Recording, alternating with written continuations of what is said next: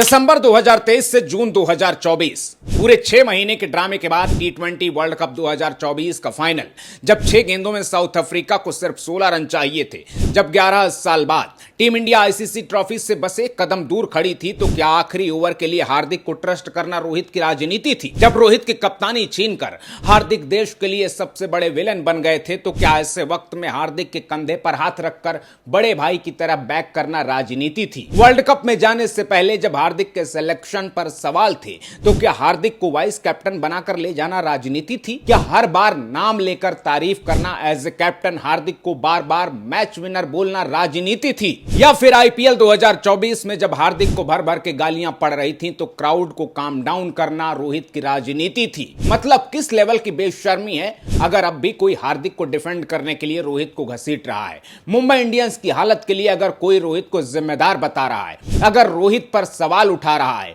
तो मैं खुल के कह रहा हूं कि आज तक मैंने उससे बड़ा देखा। ये बताओ, जिस बंदे ने टीम इंडिया के खेलने का तरीका बदल दिया, पूरे वर्ल्ड क्रिकेट को पावर प्ले का असली मतलब समझाया, जिसने टीम के लिए अपने एवरेज को साइड में रखा, पर्सनल माइलस्टोन के लिए खेलना छोड़ दो, कभी किसी रिकॉर्ड की बात भी नहीं की, अपनी 3 साल की कप्तानी में ऐसा इंपैक्ट डाला कि बड़े बड़े धुरंधर भी उसकी लीडरशिप के फैन हो गए। उसके मुंह पर आप ताला लगा देते हैं, उसको साइडलाइन करके अपने प्लान बनाते हैं, फिर अगर आप एक सीजन में 2-2 बार 200 रन का स्कोर डिफेंड नहीं कर पाते हैं, अपने घर में, अपने मैदान पर, अपने क्राउड के सामने लगातार 4 मैच हार जाते हैं, तो उसमें रोहित क्या करेगा? अगर हार्दिक खुद 15-20 की इकोनॉमी से पिट रहे हैं, तो उसमें रोहित क्या करेगा?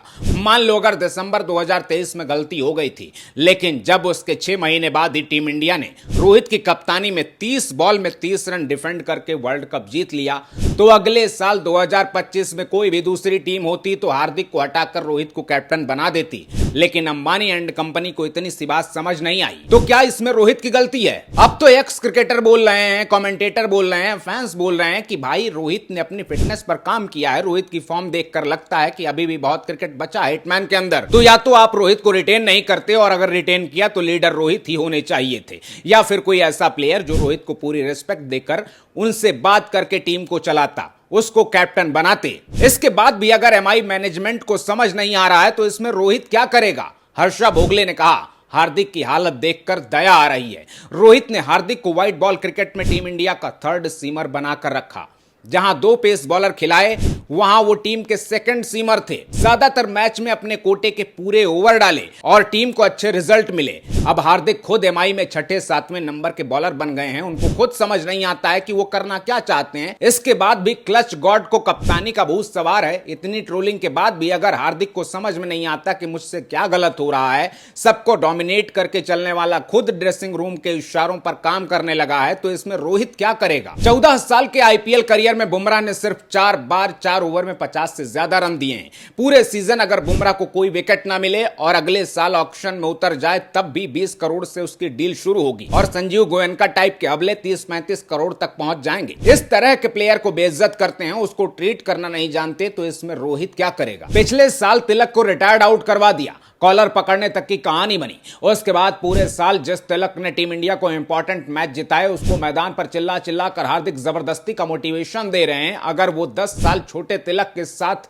कैसे डील करना है, ये भी नहीं जानते, तो इसमें रोहित क्या करेगा? मुंबई की टीम में de Kock, Rickelton, Will Jacks, bolt जैसे विदेशी स्टार हों, या फिर रोहित, सूर्या, बुमराह, तिलक जैसे टीम इंडिया के सुपरस्टार। आईपीएल की फ्रेंचाइजीज सोचती हैं कि काश हमारे पास ऐसी टीम होती तो हम भी एक बार चैंपियन बन जाते, दुनिया की सबसे बड़ी लीग की ट्रॉफी उठा लेते। ऐसे चैंपियन प्लेयर्स के साथ अगर पॉइंट्स टेबल में एमआई, लखनऊ सुपर जायंट्स और केकेआर के साथ रेस लगा रही है, तो इसमें रोहित क्या करेगा? फैंस रो रहे हैं। अपनी ही बनाई टीम को बर्बाद होता देखकर रोहित की आंखों में आंसू भर जाते हैं। इसके बावजूद अगर 3 साल बाद भी एमआई मैनेजमेंट और कोचिंग स्टाफ को सच बोलने की हिम्मत नहीं है, अपने फैसले पर दोबारा सोचने की ताकत नहीं है, तो इसमें रोहित क्या करेगा? कुल मिलाकर मैं ये नहीं कह रहा हूं कि रोहित को दोबारा कैप्टन बनाने से सब सॉर्ट आउट हो जाएगा, लेकिन इतना तो क्लियर है कि हार्दिक पांड्या से ना हो पाएगा।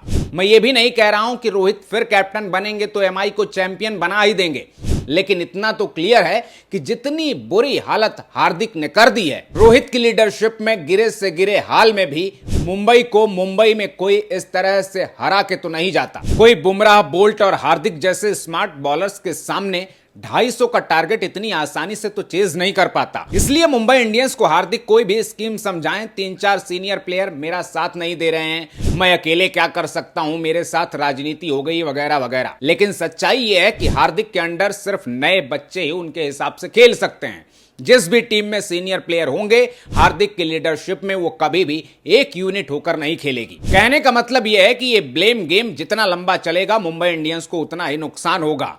और अभी भी एक्शन नहीं लिया तो एमआई आने वाले कई सालों तक बॉटम वाली टीमों के साथ ही कॉम्पीट करेगी। तो आज के इस वीडियो में इतना ही। फिलहाल एमआई की प्रॉब्लम को आप कैसे देखते हैं, कमेंट बॉक्स में जरूर बताइएगा। और अगर आप भी मानते हैं कि रोहित को हटाकर हार्दिक को गुजरात से वापस लाना आईपीएल के इतिहास का सबसे बड़ा ब्लंडर था, तो हिटमैन के सपोर्ट में वीडियो को शेयर करना बिल्कुल ना भूलिएगा। अपना ख्याल रखिए, आते रहिए। जय हिंद।